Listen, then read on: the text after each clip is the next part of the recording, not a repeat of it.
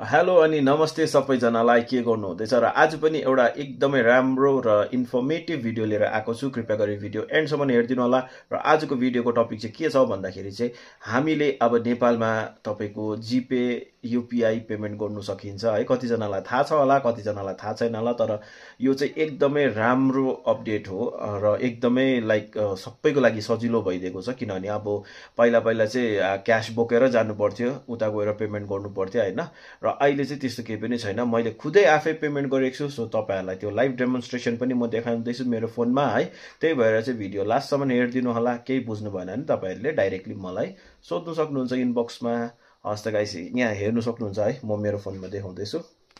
यहाँ चाहिँ तपाईहरुलाई म मेरो फोनमै देखाइदिँदैछु है। यो चाहिँ तपाईको अरु जिपेहरुबाट चाहिँ थाहा छैन मलाई एक्सेप्ट हुन्छ हुँदैन, तर तपाईको युपीआई चाहिँ मेरो नेपालमा चल्ने चाहिँ यो भीम हो, भारत इन्टरफेस मनी ट्रान्सफर भन्ने हैन। र यसको चाहिँ यस्तो इन्टरफेस छ र म तपाईहरुलाई पेमेन्ट गराएको प्रुफ देखाइदिँदैछु एकैछिन।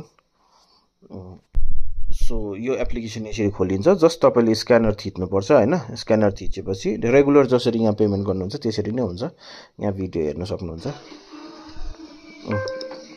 यसरी स्क्यान गर्नुपर्छ। स्क्यान गरेपछि त्यसको बादमा नेपाली रुपियाँ हाल्नुपर्छ। नेपाली अब जस्तो मेरो 1660 भएको थियो, मैले 1600 हाले, इक्विभ्यालेन्ट तल तपाईको 1000 देखाइदिहाल्छ।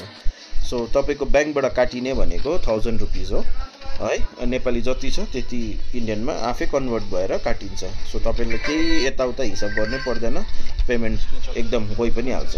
सो यो चाहिँ एकदमै राम्रो अपडेट हो। जो पनि नेपालीहरु ट्राभल गर्नुहुन्छ है उहाँहरुको लागि एकदमै राम्रो छ हो। र अरु हजुर हुन्छ हुन्छ हुन्छ यही युपीआई बाट मैले पेमेन्ट गरेको छु। सो तपाईहरुले त्यो हेर्नु सक्नुहुन्छ।